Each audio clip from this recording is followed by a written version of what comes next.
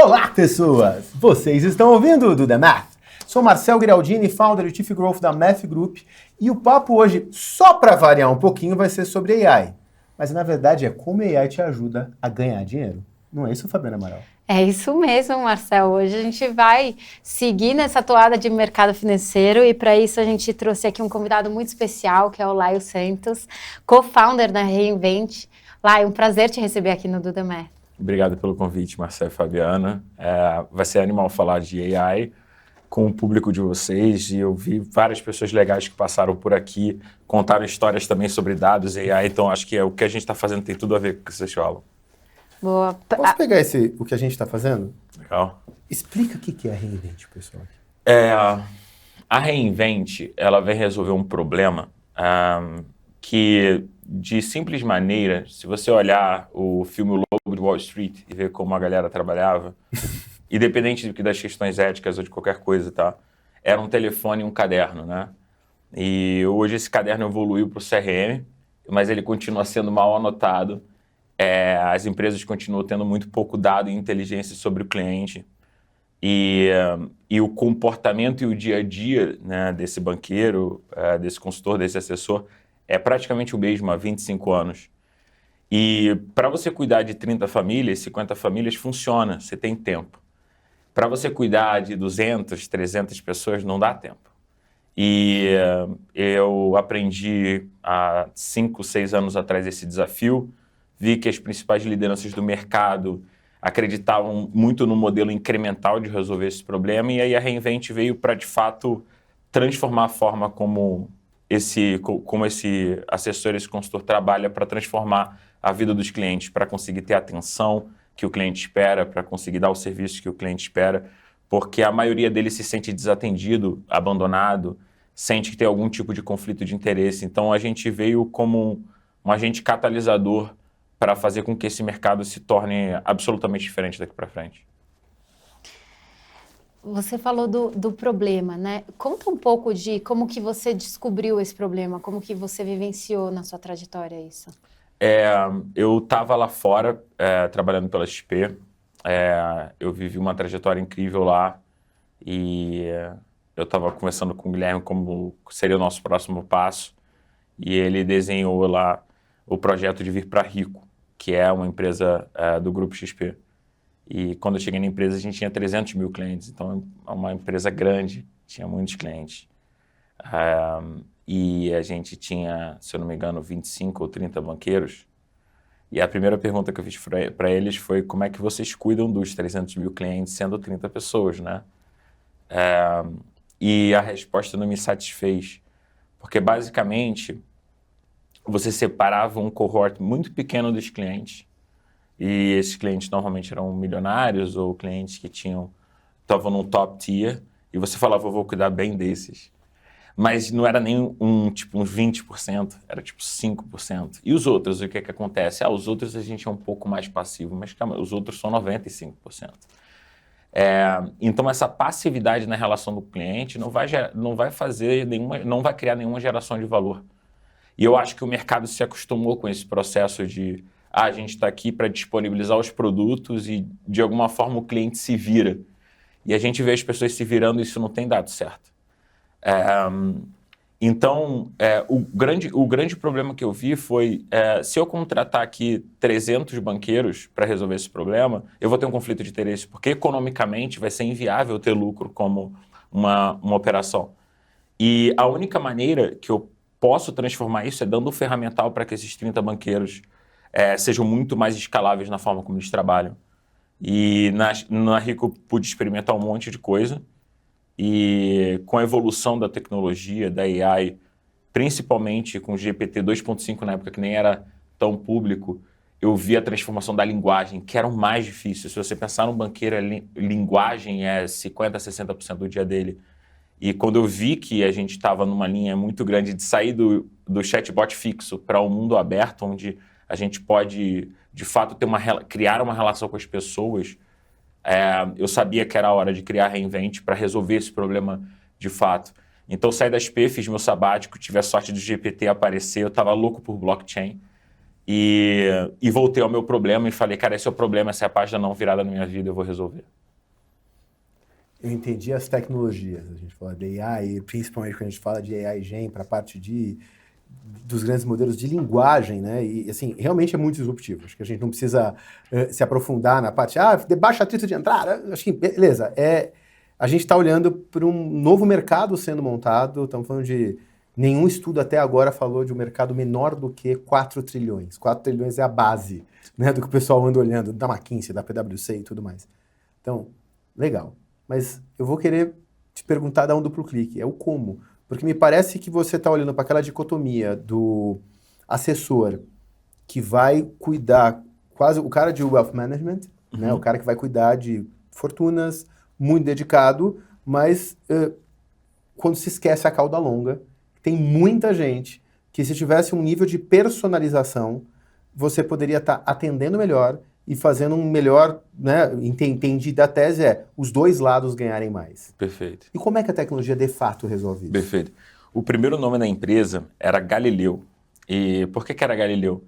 Era porque quando você é um banqueiro, é como se você olhasse para o céu à noite, está super estrelado, e você fosse tentar identificar o planeta ou as principais constelações. Talvez você identifique, mas as pequenas estrelas que estão ali, você não faz a menor ideia de quem são. E quando o assessor ou o consultor olha para o dia dele, é mais ou menos parecido. Ele lembra daquelas 15 ou 20 estrelas, mas ele não lembra das demais. E o nome Galileu era por isso. E quando você olha para o próprio banqueiro, ele normalmente tem um perfil super comercial. Tem um monte de coisas que você tem que fazer para o cliente final que não são legais e divertidas, como, por exemplo, olhar notícias durante o dia e correlacionar com a carteira dos clientes para ver qual cliente deveria ser impactado por uma notícia que seja super relevante, ou acompanhar 24/7 todas as variações de ativos de todo mundo para você garantir que qualquer coisa que esteja muito estranha, você vai estar ali atrás dele. Então, todas essas coisas, a gente no mercado financeiro chama de hunter, quem vai buscar novas contas, e o farmer, quem cuida dessas contas. Então, toda estrutura private tem um hunter e um farmer. Mas na estrutura que vai cuidar do cliente não milionário, não tem dinheiro para pagar o farmer. Então, no final do dia, você tem um hunter, mas você não tem o lado farmer desse hunter. E quando ele vai fazer isso, ele precisa ficar preenchendo planilha, mandando e-mail para o BI para pegar a base de clientes afetada por tal ativo. Então, quando ele vai dar a notícia para o cliente, que é um exemplo que eu dei, demora 3 dias, porque ele pegou a planilha do BI, pediu para o marketing e o compliance decidiu validar. Então, olhando a dinâmica de quando o insight chega para quando aquela coisa vira valor para o cliente, isso é muito lento. E aí, voltando à questão do Galileu, como se eu aumentasse todas as estrelas e desse o mesmo tamanho para todas elas. Como que eu crio um arcabouço escalável, onde eu consigo acompanhar todas as contas que esse assessor ou consultor tem, com a mesma relevância, com os mesmos processos. E é isso que a gente vem fazendo, porque isso dá a visão para ele do todo. E hoje ele só confia no cérebro dele para ver o todo, e não é suficiente, principalmente para os clientes não milionários. Muitos, né? São muitas estrelas. Olá, e obviamente para começar uma coisa nova, que assim é muito legal a forma que você falou, né? Você percebe um problema, você analisa a forma que você está trabalhando ali, o que as empresas estão atuando e não resolvendo aquele problema, e aí você fala, eu vou resolver isso aqui, né? Só que entre isso, abrir uma empresa para ter certeza de que provar aquela tese, conta um pouco de como foi esse laboratório de vocês, assim, como vocês construíram isso, para daí de fato chegar, é isso aqui, a gente resolveu.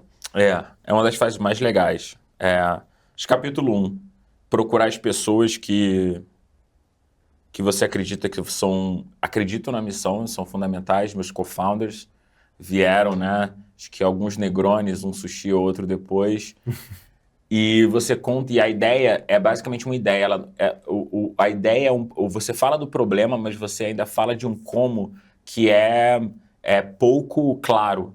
Para você é muito claro, você vê o futuro, mas você não consegue desenhar para todo mundo com clareza naquele começo.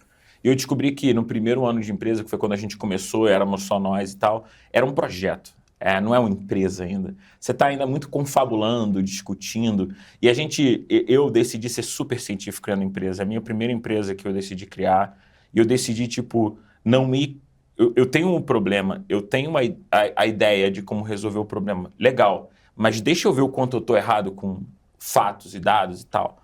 E a gente montou esse projeto e a gente fez um experimento, lançou uma MVP num agente autônomo de um grande amigo meu.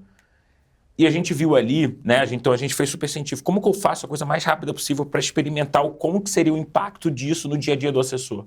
E a gente viu claramente que a gente ia acabar virando um sistema de ofertas. E não era o que a gente quer transformar a vida do cliente investidor brasileiro.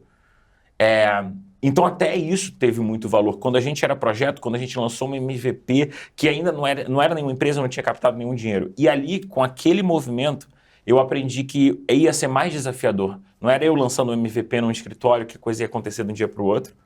E a gente captou dinheiro e montou nosso próprio B2C. Então qual foi o ensinamento disso? Tenha teu próprio cliente, tenha teu próprio assessor, se você quer transformar muita coisa em muito pouco tempo. E faça isso por um ano. E foi isso que a gente fez no ano passado. Então, o ano passado foi, de fato, uma empresa. Você capta dinheiro, você traz pessoas muito boas, pessoas que você tirou de lugares onde elas estavam ganhando mais dinheiro, onde é difícil para elas saírem, e você tem uma responsabilidade muito grande agora. Então, cada dia que a gente tem é uma oportunidade da gente ir mais rápido atrás do nosso sonho, porque todo mundo abriu mão de algo para estar fazendo o que a gente está fazendo. E aí, eu senti, né, no começo do ano passado, que de fato a gente evoluiu de um projeto para uma empresa. A gente fechou os dados do que a gente conquistou fazendo esse B2C, né, cobrando um FII para o cliente investidor nosso e tal. E aí é com os resultados que a gente decidiu ir para o mercado e falar, nossa, agora a gente quer exportar nossa tecnologia para outros parceiros, porque a gente está muito convicto que a gente encontrou uma maneira desse assessor consultor trabalhar que é muito mais escalável do que a maneira que ele trabalha hoje. Então, até a decisão do Lab foi porque a gente decidiu testar algo muito rápido quando a gente não tinha nada. Então, assim, se ficasse alguma sugestão para quem está empreendendo, eu tinha vários Notions escritos do futuro de 5 anos e eu estava errado em todos eles. Então, assim, você precisa testar o pulso, né? O quanto que aquele texto tem a ver com a vida real. E aí, o ano passado foi basicamente esse aprendizado. Quando você pegou um ponto que quando a gente fez o papo pré-pauta aqui para a gente colocar, para mim me encantou, que a gente na MEF tem a coisa da ciência como, cara, sangue. A gente é quase que nossa razão de existir a aplicação de ciência. Então a gente não faz teste, a gente faz experimento, né? E a gente só faz experimento se o experimento tiver uma evidência. Então eu não vou fazer um experimento baseado em nada, eu preciso ter um insight, mas esse insight tem que estar calcado com uma evidência. Se não tiver uma evidência, isso é queima de dinheiro. Sim. Então, né, eu adoro dar o exemplo da homeopatia, mas não vou fazer isso na internet, gente, não funciona. Mas assim, tirando essa parte, tem todo um método para ser seguido e tudo mais. E aí, eu vejo no dia a dia, de vez em quando, a gente ainda tendo, cada vez menos, é verdade, mas a gente ainda tendo aquela pressão pelo resultado, que não dá tempo do lab. Não dá tempo de fazer um experimento para ver se é A ou B. Vamos fazer desse jeito. E você pegou e foi abrir uma empresa, e a primeira coisa que você fez não foi colocar um monte de gente na rua para vender e fazer, né? Pega o livro do Chanelis e... Não que seja ruim, pelo amor de Deus, o livro é muito bom. Mas pega o livro do Chanelis, vamos fazer fórmula do lançamento, vamos fazer isso, vamos vender, escala e depois a gente vê. Né, a gente vai testar o processo. Não, tô falando, primeiro vamos ver se está certo, se funciona. Como é que foi, primeiro, montar isso e conseguir convencer os investidores, os teus sócios, os caras que estavam embarcando contigo nesse jogo, que a gente vai fazer algo que, para antes de saber se ele é o grande transformador lucrativo do mundo, funciona. Tem um negócio que é muito louco, né? O investidor, o empreendedor brasileiro, ele tem que estar muito convicto e muito certo para ele captar dinheiro. E essa sensação que ele tem de que o futuro vai ser como eu estou dizendo, eu não tenho a menor dúvida, e, cara, é só assim que eu vou conseguir captar dinheiro. Enquanto lá fora, as pessoas já estão tão acostumadas com a filosofia de que, cara, startups falham e elas são um experimento por si só, que o approach do empreendedor é um pouco do tipo, olha, eu estou aqui para aprender um monte de coisa, mas eu acho que o mundo vai para esse lugar e, pô, eu estou construindo um mundo que tem essa solução para esse problema e vamos ver o que vai acontecer. Então lá é muito mais tranquilo que o approach do laboratório aconteça. Então eu não senti uma receptividade absurda dos investidores que eu estava fazendo pitch ao dizer que a gente aprendeu um monte de coisa. Mas, quando você encontra o investidor, você acaba encontrando a pessoa certa. Então, eu acredito muito no poder da atração. Eu sou um cara que eu não vou me fantasiar do empreendedor perfeito para todos os investidores, conhecer todos os investidores do país e jantar com todos eles e tentar ganhar. Eu quero construir um produto incrível, que resolva um problema incrível, que atrai o interesse orgânico de pessoas que querem montar e dar gasolina para esse negócio acontecer.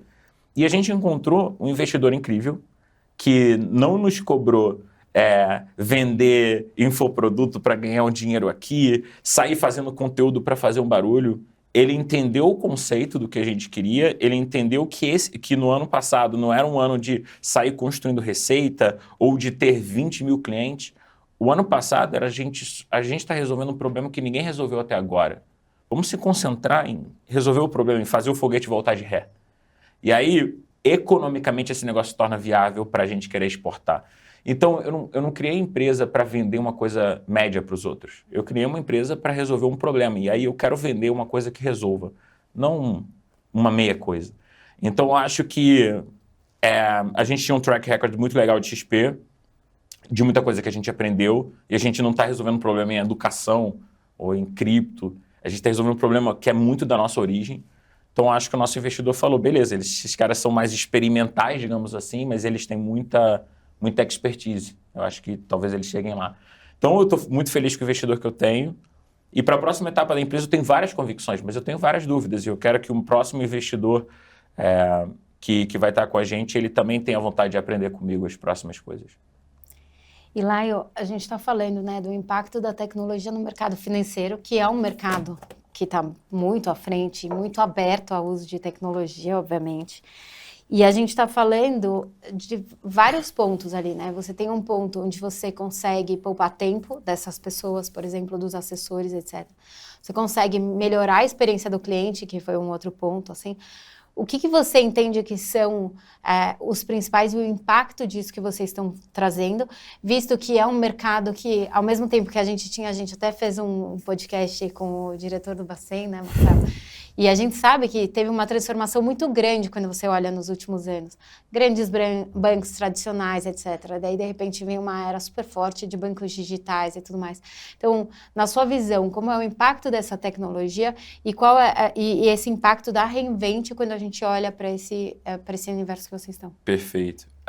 Eu acho que sim, se a gente olhar para as principais instituições do Brasil, o mobile foi um negócio de superação máxima. Assim, a onda do cloud do mobile, ela foi superada pelas grandes instituições, os grandes bancos estão aí, estão servindo os produtos, se adaptaram e tal.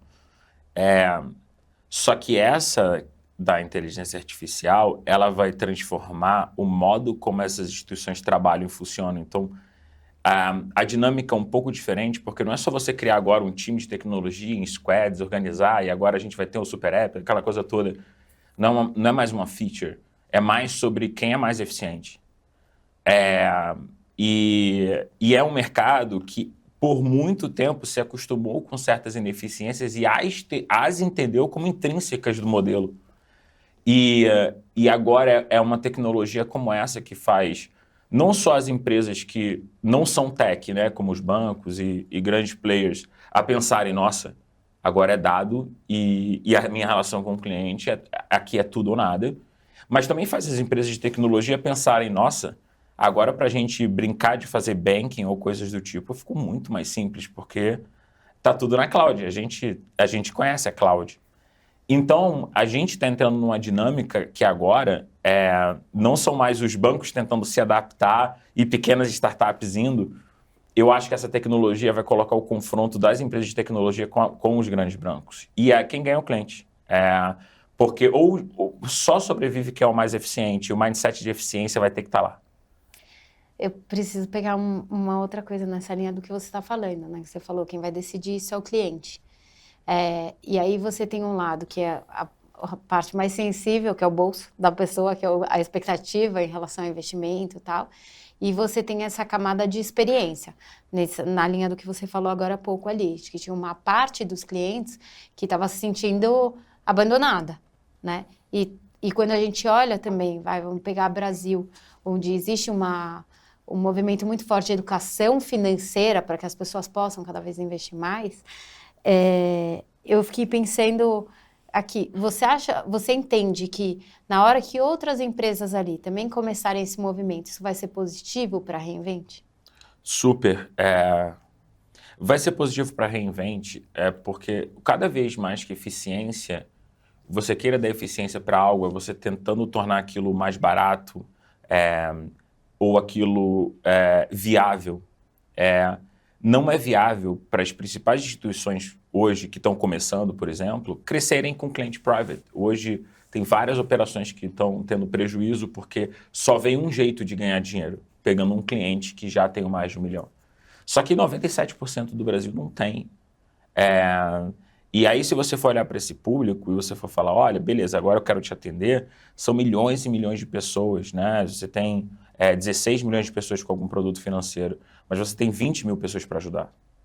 Então, a economia, a conta, ela já não faz sentido por si só. 16 milhões de pessoas, 20 mil pessoas para ajudar.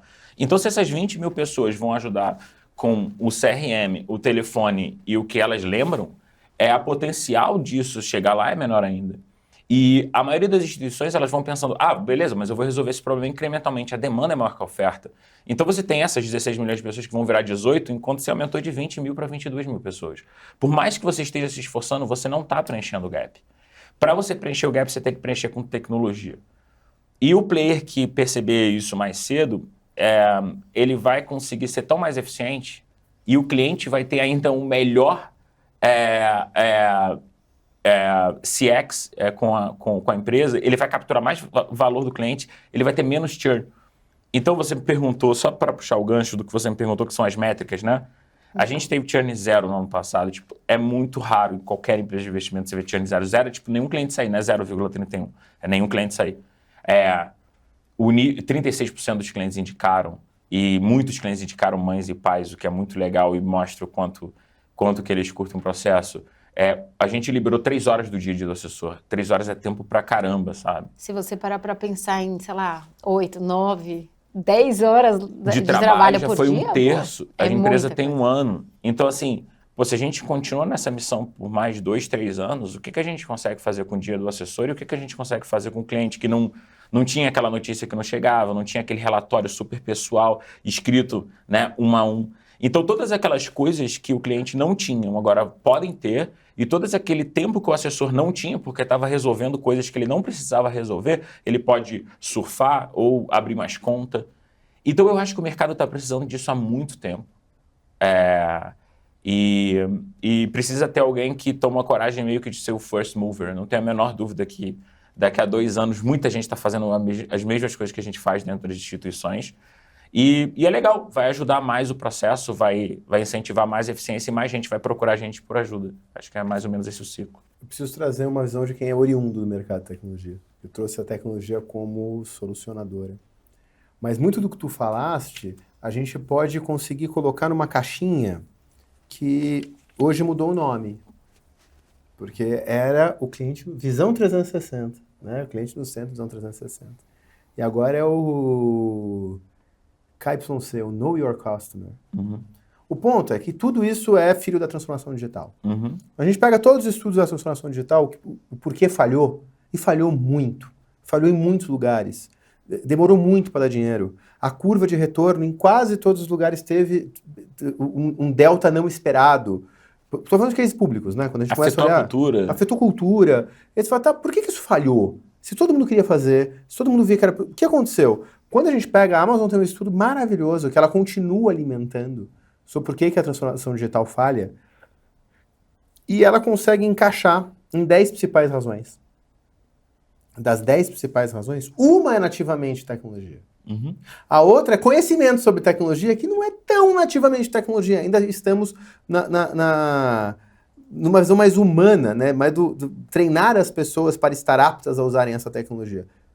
E a gente tem boa parte do resto como má planejamento, como não priorização, tentar aquela famosa heurística que só dá problema, que o ótimo é inimigo do bom, e aí você tem o vamos fazendo assim, o vamos colocar um provisório e nunca finaliza.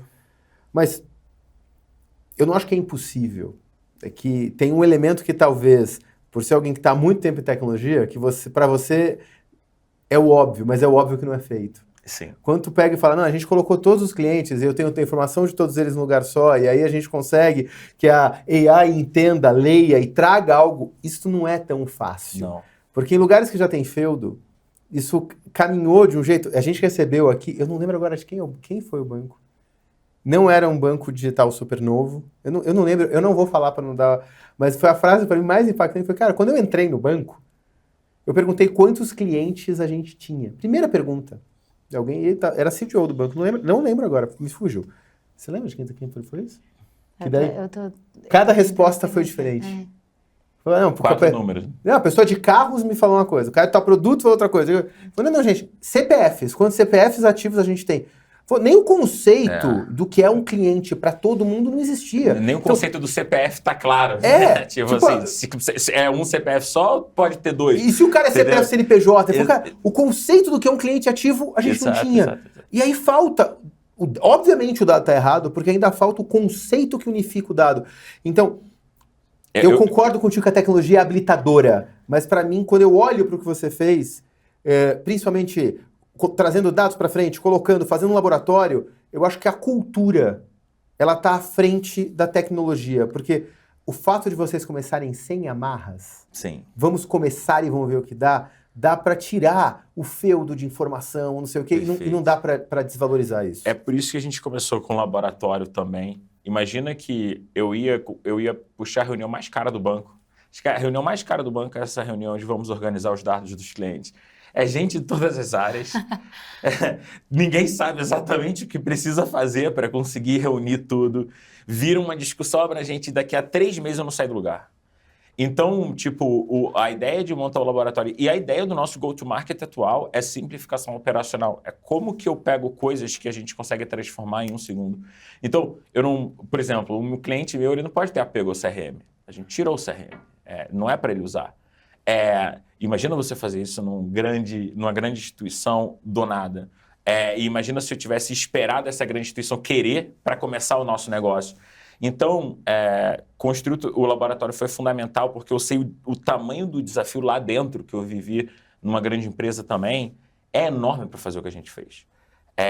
Só que quando você começa a montar algo novo, e você, nesse algo novo, coloca o menos dependência possível dessa Frankenstein que está rolando, você começa a dar um caminho para esse player, pelo menos com um produto, com um mercado, que no nosso caso é investimentos, mudar a forma como ele se relaciona.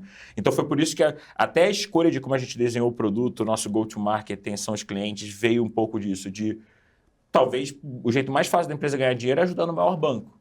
Mas também ajudando o maior banco, a gente vai aprender mais lentamente. Sim. Uhum. Vai ficar mais preso às amarras que eles geralmente têm. Tal. E aí talvez ele fale, não, mas o nosso banqueiro é obrigado a fazer isso e tem que ser pelo 0800. Não, como assim 0800, entendeu? Não vai falar com a minha língua, nem com a do cliente. Laio, nessa trajetória, assim, que eu acho uma coisa legal também para dividir com quem nos ouve, quem nos assiste, o que você enxerga que foram os principais desafios? Ou, de repente, até resistências que, sei lá, a gente se deparou com isso e, obviamente, vocês contornaram, então, crescendo pra caramba. Mas o que você diria que foi mais desafiador nessa trajetória? Tiveram algumas coisas. Eu acho que montar o time é muito desafiador, eu acho que é clichê, mas o teu time é a tua cultura e é muito difícil, porque quando você tem 5 pessoas, é fácil você construir uma relação com elas, sabe? Você falar, nossa, vamos até o infinito e além. Mas você consegue ver em 6 meses, você tem que tratar também como um experimento. E lá na empresa é mais ou menos 6 meses que a gente consegue aprender, tipo, cara, isso aqui é harmônico, fluido e vai? Ou esse é um negócio que eu estou tentando transformar a vida da pessoa e a pessoa está tentando transformar a nossa vida e a gente está tentando... não vamos entrar nessa terapia louca juntos, vamos seguir nosso caminho. Então, tipo, até esse lado com certeza foi o mais difícil. Então, para a gente acertar isso, a gente perdeu esses 3 meses, digamos assim, de ajuste. desafiador é go-to-market. E no meu negócio, o produto, que normalmente é muito desafiador, product market fit, é óbvio que isso dá receio. Mas eu sempre tive muita convicção de que a gente sai do outro lado. Mas para quem eu vendo e como eu vendo no mercado tão rico, com tanta gente, com tanto comprador, inclusive o cliente final, mas para você chegar também no cliente final, você tem que, se você quiser fazer um B2C, você tem que passar por toda essa competição. Tem um custo de aquisição. Exatamente. E aí minha empresa começa a não ser tanto de tech assim, né? E aí eu começo a ter um custo com marketing e vendas que é 40% da minha receita. E no começo da empresa, será que isso seria legal? Então, o mais desafiador do mercado financeiro é, se eu quisesse fazer com a nossa cara o tempo todo, eu reinvento B2C, mas esse negócio é super caro, tem um monte de player rico pra caramba, um monte de competidor. Mas, ao mesmo tempo, se eu tenho que vender o produto, eu tenho que vender para alguém que quer usar AI, que quer transformar a vida, que quer ser mais prático, que quer abandonar certas coisas que fazia no passado. Então, você tem que lidar com todas essas questões. E aí, quando você decide o teu go-to-market, o cliente pequeno ou o grande? O cliente independente ou o cliente que está indexado a alguém? Você monta uma plataforma ou você é um parceiro de tecnologia? E tu decidiu o teu go-to-market ou tu descobriu? Eu descobri. Porque ouvindo você, me parece que você descobriu. Tu testou até descobrir ele. Eu descobri. Deve estar até nervoso assim, nos nossos parceiros, porque como o cara ele recebe lá o time do Salesforce, né, com todos os, sei lá, desde PowerPoints enormes até todos os preços e tal, o nosso cliente ele não recebe um preço ali na hora. Por quê? Porque a gente tenta ver o quanto que ele quer esse negócio também. A gente está ali para também buscar, né, se ele quer ser nosso parceiro e se a gente quer ser parceiro dele. Então teve uma ótica de eu fazendo perguntas sobre o problema que ele tinha, sobre qual KPI que ele quer resolver, sobre como a gente pode ajudar, sobre como a gente se ajudou naquele KPI e sobre como eu acho que aquilo poderia ser um price no futuro. Poderia. Então a ideia ali do jogo era como que eu vou nessa conversa, querendo sim vender meu produto, mas vender meu produto de um jeito que eu encontre o parceiro certo e encontre as respostas que eu quero para a gente montar o melhor modelo de go-to-market. E continua em aprendizado. A gente tem 5 parceiros fechados. Quando a gente for do 5 para o 15, eu vou ter algo mais assertivo, mais bem detalhado, com um prumo mais claro, mas eu ainda vou estar aprendendo algo. Porque, eu não vou aprender o pricing da empresa de maturidade nos primeiros 5 clientes. É ingênuo achar isso. Nossa. Laio, assim, o papo poderia seguir, a gente, né, expandiu a nossa pauta aqui, não conseguimos chegar na pergunta final porque está muito bom. Boa. E, infelizmente, a gente vai ter que encerrar. Cabe a última pergunta? Acho que cabe. Você já falou KPI. Qual é o teu KPI? Não o KPI que tu resolve, o teu. Você, startup, começando no mercado financeiro, brigando com gigante, testando o modelo. Qual o teu KPI? O meu KPI o número que eu acompanho que são 16 milhões de pessoas no mercado financeiro. E o meu número de pessoas acompanhadas é de 1 milhão.